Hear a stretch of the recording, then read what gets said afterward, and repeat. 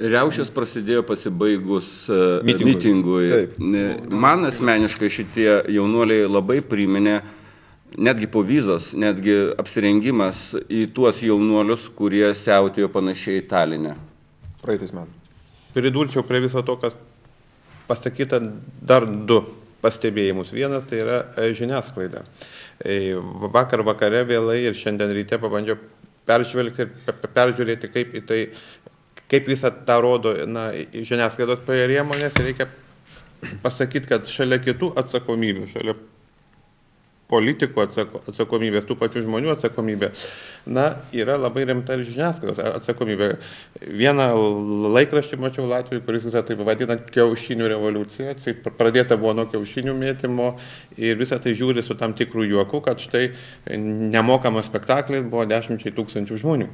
Tai šitaip neatsakingai žiūrėti tuos renginius irgi reiškia, sukeliama yra visuomenė, kad čia nieko nebuvo. Ten išdūžo keletą langų, kaip sako, per toli numetė akmenį. Tai aš nemačiau pakankamos atsakomybės šitoj vietoj. Ir dar vienas dalykas, kas yra labai svarbu, šiandien bendraujant su Latvijos politikais, iš tikrųjų pamatėm, kad Latvijos teisinė sistema leistų šalį destabilizuoti pakankamai lengvai. Esant šiandieniniams žmonių nuotaikoms yra galimybė paleisti Seimą, yra galimybė organizuoti rinkimus, kuriuos laimėti gali nebežinia kas. Taip pat šitoj vietoje mums irgi reiktų dar ir savo teisinę sistemą, tą visą valstybės sąrangą labai irgi peržiūrėti gerai, ar tikrai mes neturim tokių, sakysim, silpnų vietų, kad kas be nutiktų, vis dėlto valstybės struktūros išliktų. Tai Latvijoje tos silpnos vietos matosi šiandien. Pagal kai kuriuos duomenys, jeigu imti vien tik tai skaičių, sakysim, nedarbo rodiklį, kainų kilimo rodiklį, infliacijos rodiklį, Latvijoje yra blogiau. Kai kurie mūsų ekonomistai pranašauja, kad Latvijos situacija mums rodo, kad ko reiktų laukti ir Lietuvoje, jeigu nebus reikiamų priemonių imtasi. Tai šiandien, taip žiūrint formaliai, Latvijos situacija yra kiek blogesnė. Bet tendencijos bendros yra tokios pačios, o Latvių politikai šneka, kad yra ne tik ekonominė krizė yra politinio pasitikėjimo, krizė yra ir bendrai, valdžios, sakysim, sugebėjimo kažką taip daryti tokiu sunkmečiu. Tai mano asmeninė nuomonė Latvijoje yra kiek sunkiau, tačiau tai jokių būdų nesako, kad pas mus panašus atvejai yra negalimi. Dar aš norėjau tiek papildyti kolegas ir pasakyti, kad iš tiesų turbūt niekas nelaukia tokios situacijos ir mums šiandien buvo pranešta, kad parlamentą saugojo tik 8 policininkai, taigi nebuvo pasirūpinta saugumu, o šiandien mes ir patys matėme jų parlamente, Latvijos Seime, reiškia budinčius kareivius, kurie pasiruošę su pilna amunicija atremti bet kokias riaušes.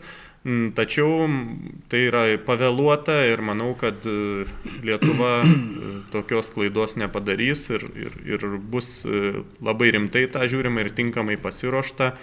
Ir iš tiesų prevencinės priemonės bus priimtos. Aš tik tiek pasakysiu, kad apie tą mastą, kas įvyko Rygoje, tai liudija tiesiog skaičiai. 41 asmuo sužeistas, iš jų 30 civilių. 12 automobilių yra nuniokoti, tarp jų ir policijos automobiliai. 106 žmonės yra sulaikyti. Tai mastas, tai nėra kažkoks paprastas gatvės pasistumdymas. Tai todėl ir mes, ir Lietuvoje turim žiūrėti tai labai rimtai ir negalvoti, kad tai Lietuvoje neįmanoma. Mes tiesiog turim būti pasiruošę įvairioms provokacijoms. Ir čia, ko gero, mes neturėtumėm ieškoti atsakymų skaičiuose, štai, kiek infliacija yra didesnė Lietuvoje, Latvijoje, lyginant su Lietuva. Mes matyt turėtumėm rimčiau vertinti apskritai stabilumą visuomenėje, tos pavojus rimčiai, kurie yra tikrai reikalingai įveikiant visus ekonominius sunkumus. Reiksmais, muštynėmis mes nesumažinsime ekonominės krizės apraiškų už savo šalyje.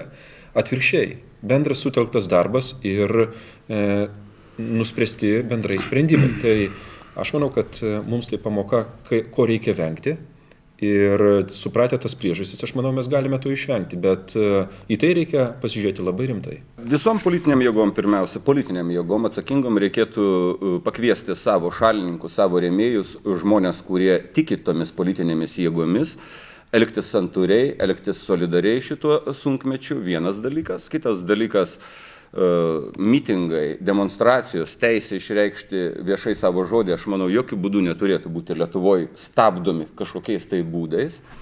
Tačiau tiek atsakingų institucijų pasirengimas, tiek pačių demonstracijų organizatorių pasirengimas prieš galimas provokacijas, tai aš manau, kad iš tikrųjų turi būti labai rimtai peržiūrėtas.